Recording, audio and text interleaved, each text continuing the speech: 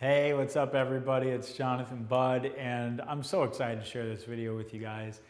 So don't make fun of me, but I'm currently reading Elizabeth Gilbert, the author of Eat, Pray, Love. I'm not reading Eat, Pray, Love, okay? It hasn't gotten that bad. But I am reading her new book, Big Magic. I love my wife. She's always feeding me all these like feminine books. So I read like her books, then I read my hardcore business books. It's a great combination. But this book, Big Magic, is all about creativity. And there's so many incredible parallels between entrepreneurship and building a business and creativity and just what it takes to be creative. And there's this one particular section I'm going to share with you because it was just, I was laughing out loud at how true this was and how profound it was.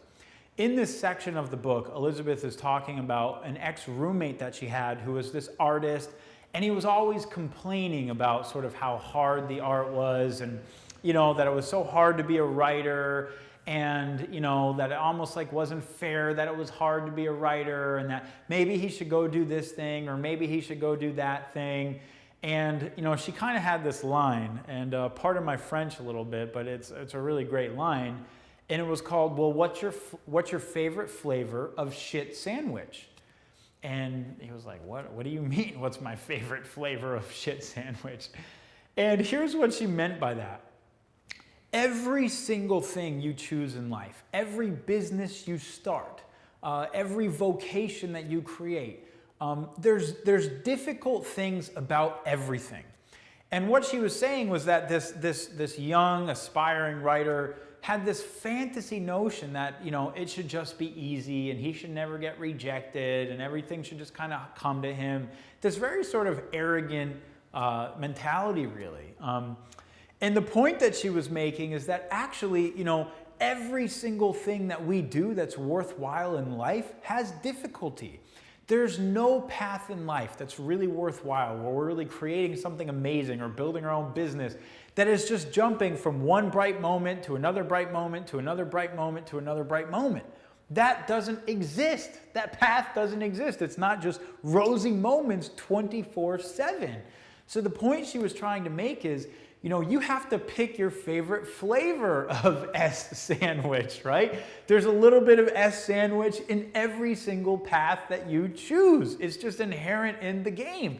So pick the one that you love the most. Pick the one that gets you out of bed the most. Pick the one that makes you feel the most alive so that when you have a bite of the S sandwich, it doesn't really matter because you're just on the path. You're doing what you love. And for her, you know, that love was writing. You know, for me, it's entrepreneurship. It's doing something incredible with my talents and skills and abilities. It's solving a global challenge like sustainable energy. It's building a game-changing new business. It's creating 20 years of residual income. It's freedom. It's purpose. It's time freedom. It's amazing networks of people. It's leading, coaching, training, and really getting to see us impact people's lives and change lives. There's so much amazingness about our business that I couldn't even compare, you know, if I was just sitting in an office all day next to the boiler or like, you know, some dungeon somewhere, just working behind a computer. I mean, we get to work and do the most amazing work, changing people's lives, changing the world in front of huge epic trends, in business for ourselves, running it from the palm of our hand.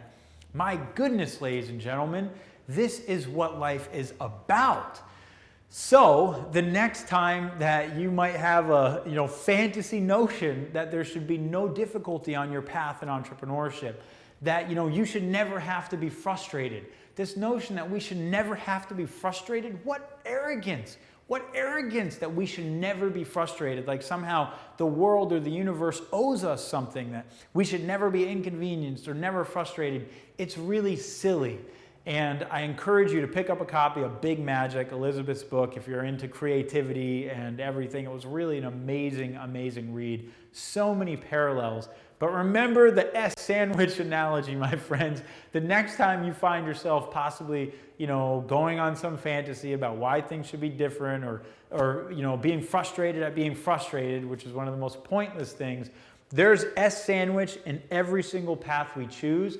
Choose the path that you love the most and don't complain, for God's sakes. Don't complain. Be mature enough and wise enough to make it into a strength, make it into an asset. Don't complain.